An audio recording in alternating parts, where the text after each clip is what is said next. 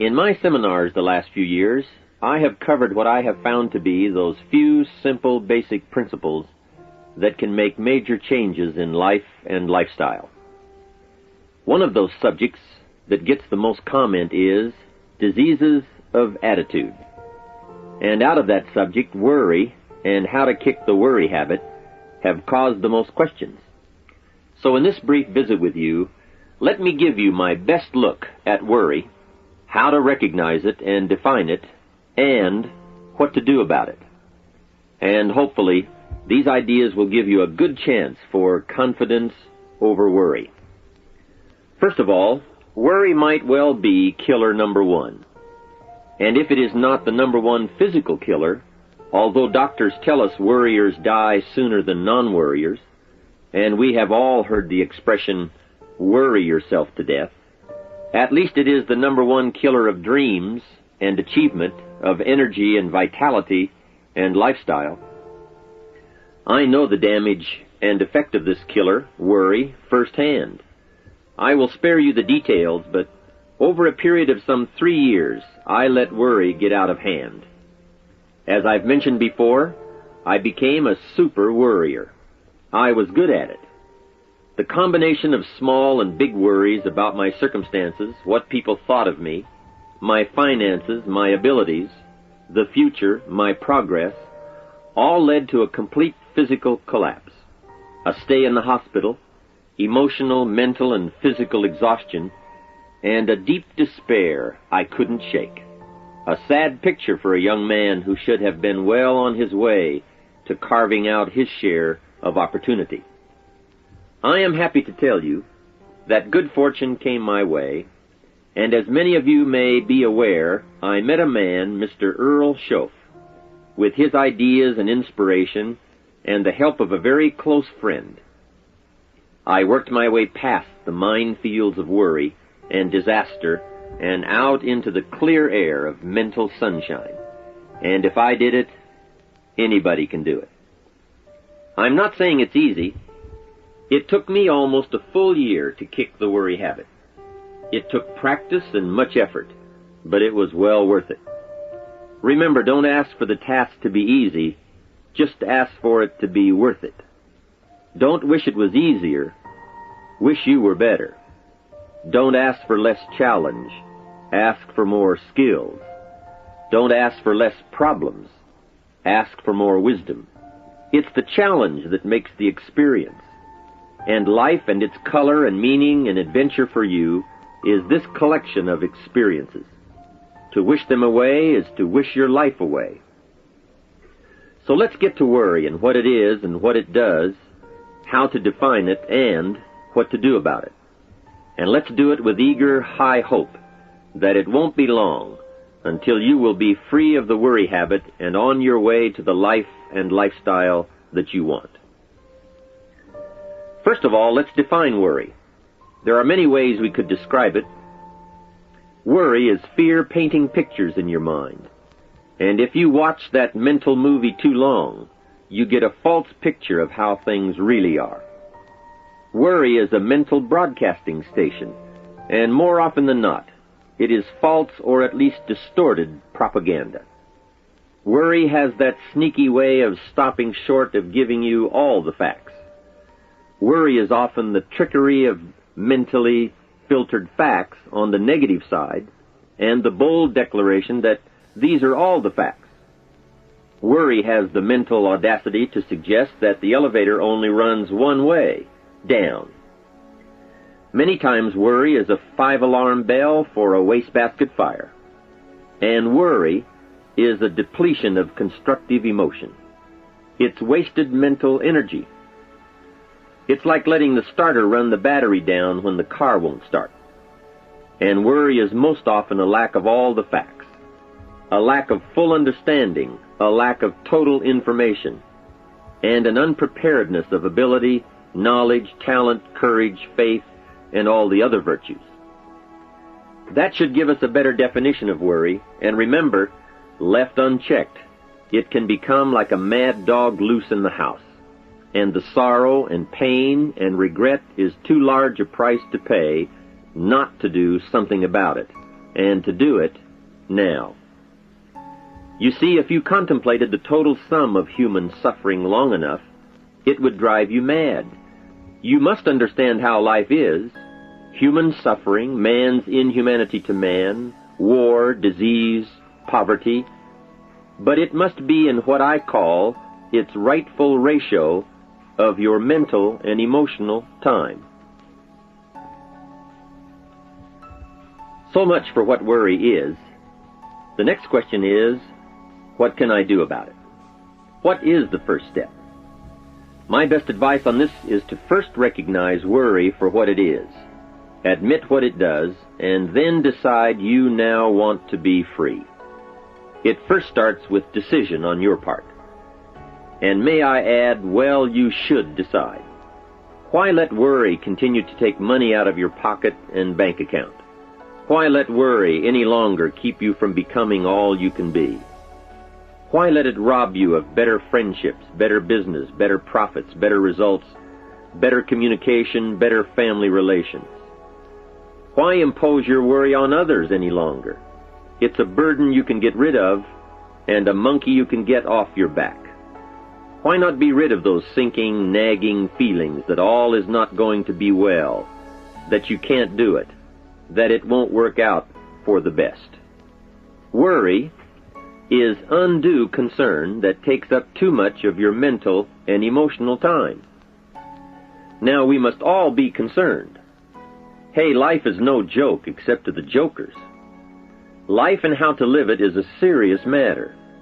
It is risky, full of peril, and there are constant threats to the good we want and to the pursuit of happiness.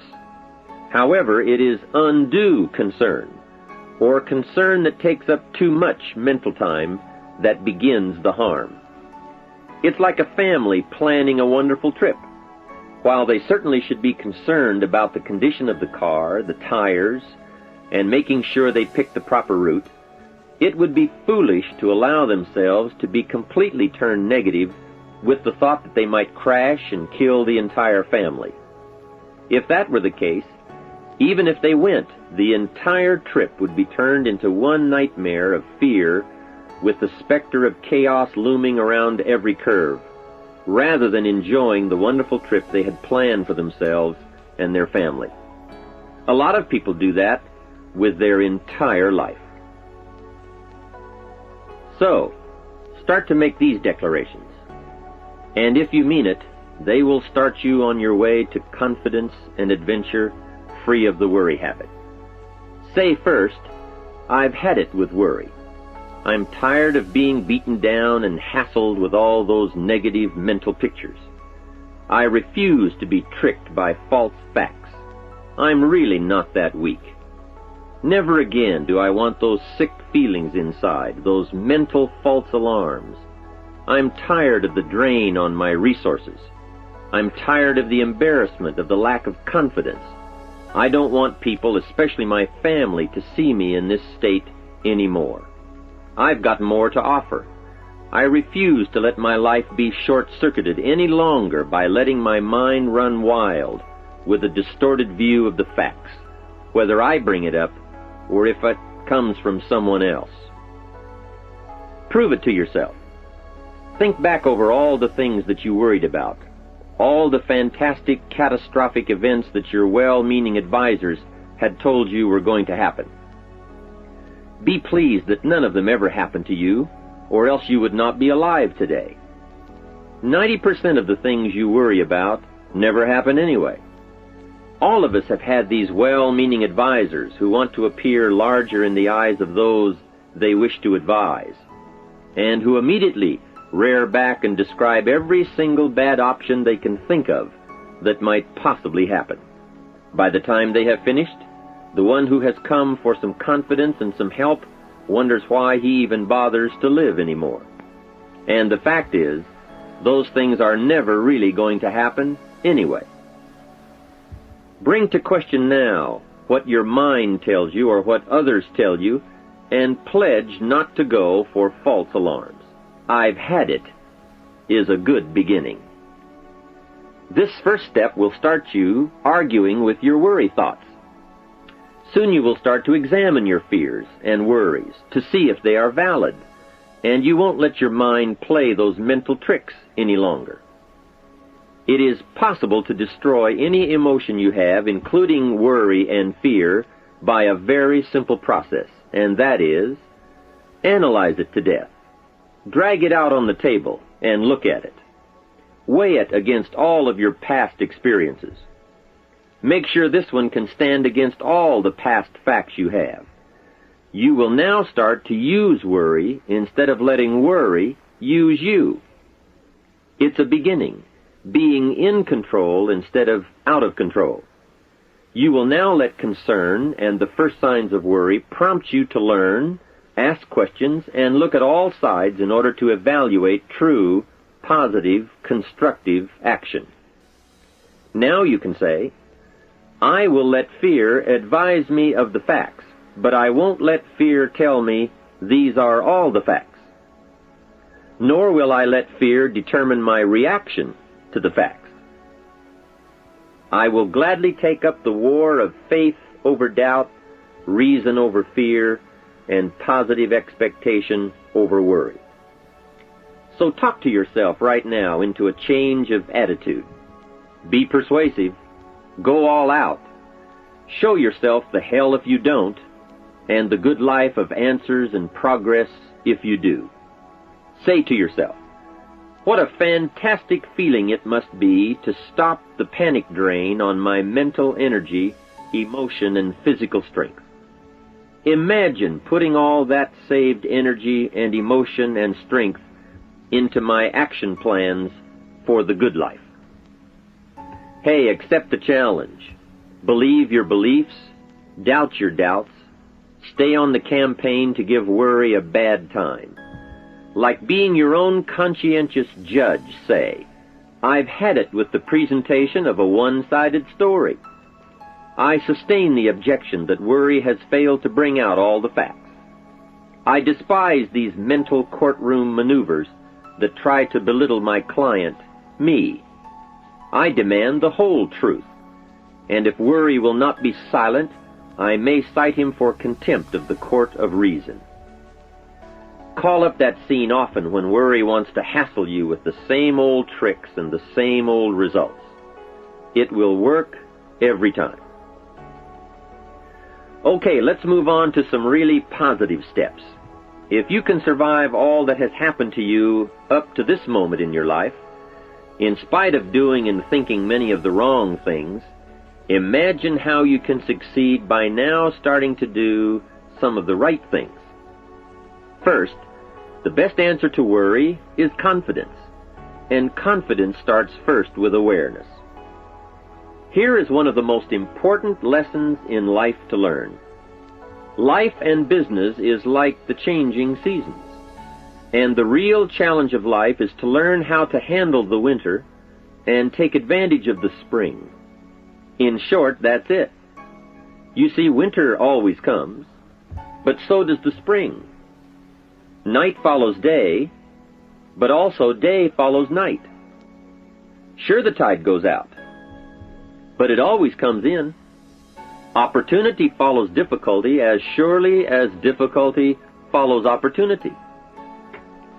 I have written and recorded much on how to take advantage of the spring, how to cash in on life's opportunities, work hard all summer, learn more ways to plant and protect what you invest, and to reap in the fall without complaint, knowing it's your harvest and you've reaped what you've sown. For this subject, however, let's talk about how to handle the winters, those times when worry, like winter, takes its heavy toll. So, we tell it like it is. Winter always comes. So does the night. Some happenings in our life will always be a cause for concern, and sometimes concern turns to worry, and worry turns to fear. But remember, that is to be expected. Each day, each event, each season brings both expected and unexpected challenges that we must think about and make decisions on. Life is like a stream that flows continuously. The better we understand that, the better chance we have to produce good results out of all of our challenges. May I suggest something to you? I have a friend who is an avid skier. You know something? He can only ski in the wintertime. You can only hunt the elk when the snow falls in the high mountains and drives them down. That's called wintertime. You see, it's all right if it's 12 below. Just be prepared for the winter. And here is a good thought. A full, well-developed human being will find a way to take advantage of the winter, not just handle it. The big challenge is to make something out of each opportunity.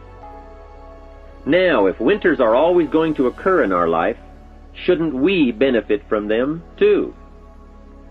Come the next winter, you could be on the inside looking out, seated by a warm fire, the company of a good friend, and those unique feelings of security in spite of the circumstances or the season. Begin to know now that the night will pass, and as you learn to grow and progress, you will better understand how to handle every night and better live every day. Here's some of the best advice I have on worry. First, don't be afraid to face the facts of life. It is not negative to understand that the winters always come. Don't be faked out. Don't clip the word impossible out of the dictionary. Sure, the Bible says all things are possible, but I don't really understand all that means. My daughters asked me, have you ever tried putting toothpaste back in the tube? Don't say I don't want to hear the problem. I don't want to see the difficulty. Don't show me the weeds. Don't say anything negative. Only see the positive. That's foolish. There is a thin line between positive thinking and kidding yourself. And remember, there's also a thin line between faith and folly. Here is the key. Humans have the unique ability to see it as it is, and they also have the ability to see it better than it is. One is called fact, the other is called faith. Faith you develop, facts you acquire.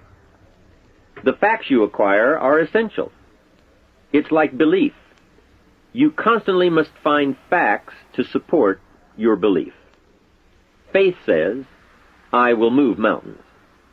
It doesn't say, I will move mountains if someone gives me a bulldozer.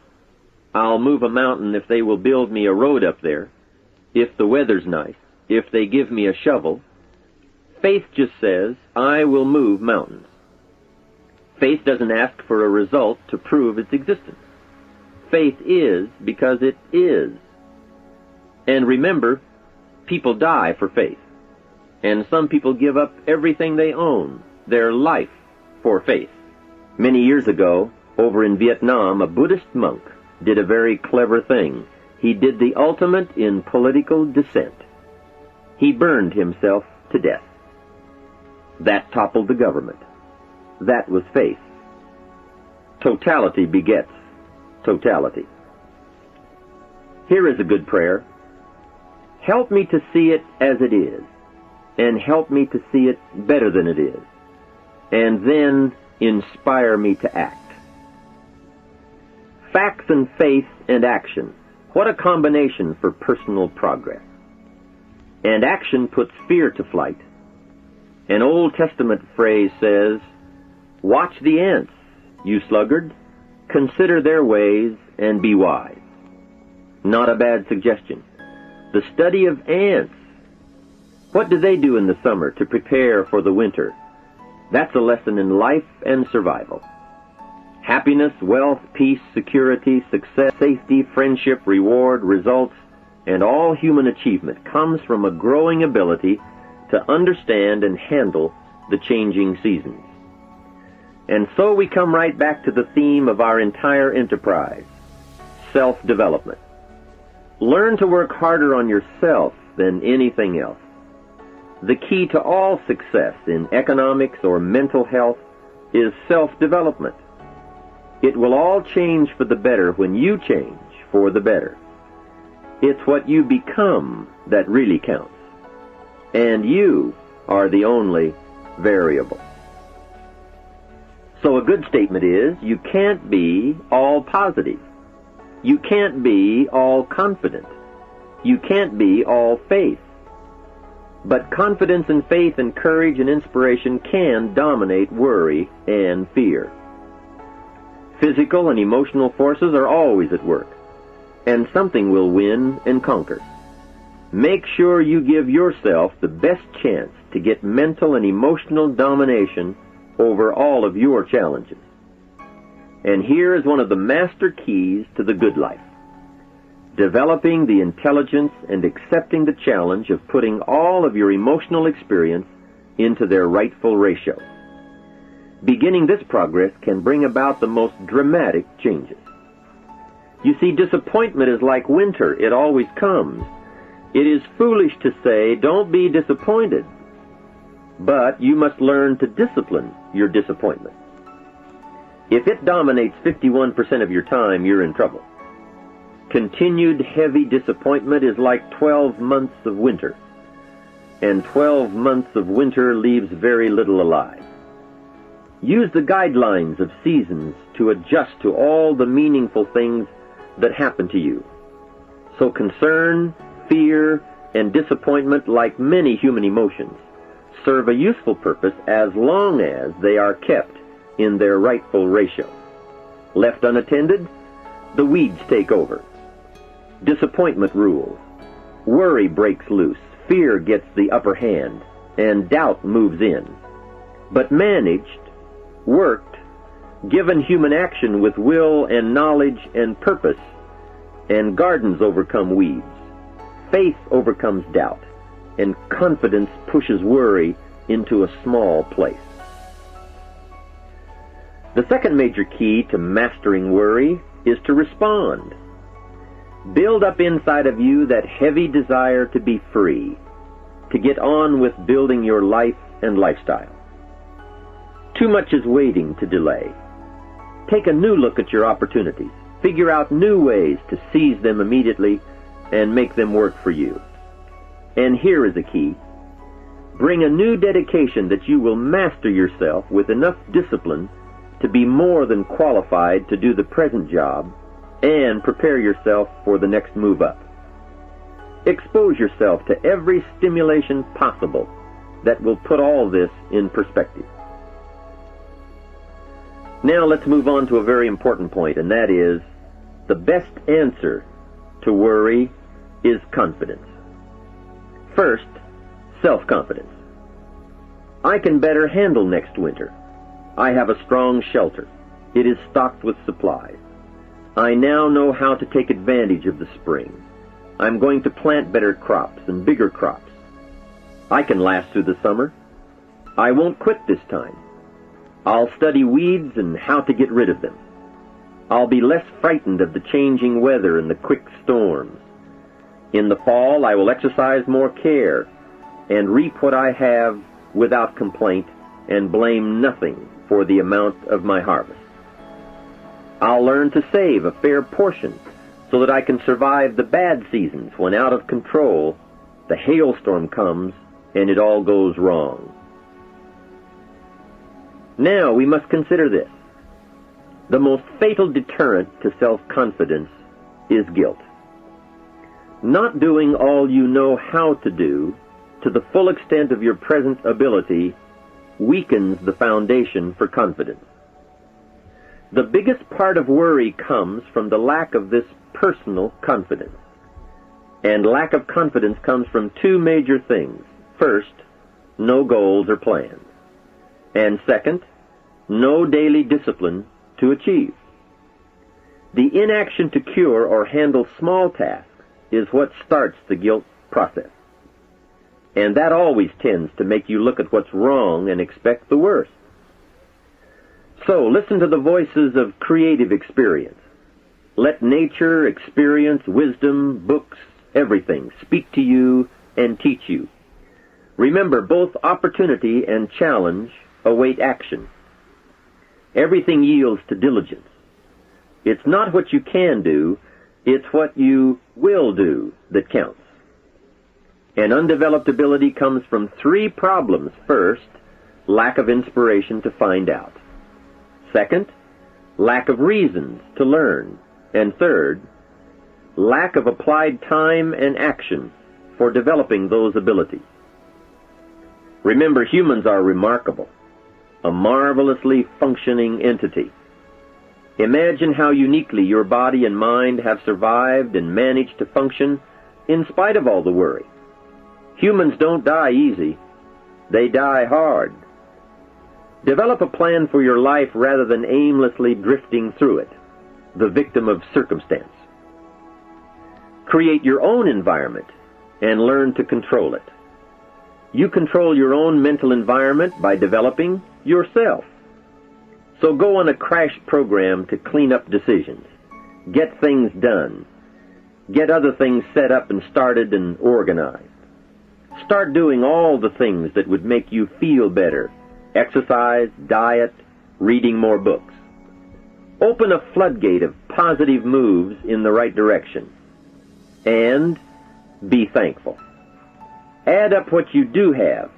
Make an actual as well as a conscious mental list of all you possess, tangible as well as intangible. In view of the 4 billion other inhabitants of the world, yours is probably an incredible list. That list, and being thankful, should then lead to the big step of discipline. The discipline to sit up and listen, the discipline to pay attention, the discipline to give people and kids the gift of your attention, the discipline to be alert, take care of yourself, rest, eat properly, the discipline to talk well and practice good manners. Courtesy is contagious.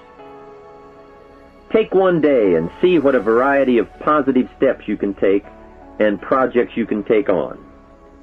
At the end of the day, go over it. Write out the positive steps, the progress on projects, the rest, the exercise, the meals, the hobbies, calls, records, conversations, and letters. And speaking of calls and letters, write at least one encouraging letter or thank you note, and make at least one encouraging phone call or thank you call every week. Then have a friend help you, as one helped me, to get all the facts and prepare for action. From such a friendship, the greatest gift you can draw is the truth. To one of my dearest friends I said just the other day, as my friend, do me the one best thing you can do for me, and that is, tell me the truth. From there I can grow. I can start making wise decisions. We all admire poise, confidence, awareness, courtesy, good manners, courage, health, kindness, attention, beauty, speech, expression, and unhurried intensity, and talent at work. This can be your life. Say with me today, today I will draw on all I've learned and practiced, from curiosity to confidence, and I will utilize it all to meet the experiences and challenges that may come my way or that I may seek out. And if all I know and do does not meet or match some unforeseen challenge or experience, I will keep careful notes and take them to my private conference table and try to figure them out and learn and grow. Mixed in my curiosity is thanks that I'm alive and able to see and feel and learn and handle and enjoy being human and being alive, and having been given a chance to turn challenge into experience. How great to have a mind to expand and a soul to nourish, to have hands that can feel, a heart that can experience, a mind that can inquire and learn, a soul that can soar, a body that can respond, to know love, sadness, hope, disappointment, accomplishment, failure, thrills, terror, appreciation, bafflement, wonder, awe, frustration, misery, confidence, courage, contentment, impatience, expectation, apprehension, fulfillment, music, sound, pictures, art, beauty, and harmony. To have all this happen to one is one thing. To know it is all happening is much more. I wish for you that you might develop a growing awareness of the world around you and your possibilities in it. Develop a sense of history and destiny, and be grateful for the opportunity that you have to participate in that grand endeavor. To sum it all up, first understand what worry is. You now know that it can be beneficial and destructive depending on your awareness. Next, resolve to be free of the habit. That job is up to you. To work on yourself, to get the right attitude. Next, start the daily action of first cleaning up all your current situations. Remember, little achievements lead to confidence that conquers guilt. Then buy up every challenge to reach your goal. You can now handle it, the winter, the spring, the harvest. Bring a new zeal to every problem, to every fear, to every opportunity. The inspiration from it all, and the immediate and future progress that will someday give you a view from the top of your goals, your adventure, and your achievements. In conclusion, let me give you one piece of poetry that sums up what a life of adventure should be like, and how you should feel. You are now a seasoned warrior. You bear the scars of honorable battle. And here is where you stand today. The familiar words of William Henley, "Out of the darkness that covers me, black as the pit from pole to pole, I thank whatever gods may be for my unconquerable soul. In the fell clutch of circumstance I have not winced nor cried aloud. Under the bludgeonings of chance my head is bloody, but unbowed. It matters not how strait the gate, nor charged to punishments the scroll. I am the captain of my fate, I am the master of my soul." From all of my staff, and from myself, personally, I want to thank you for listening. Let's do something remarkable.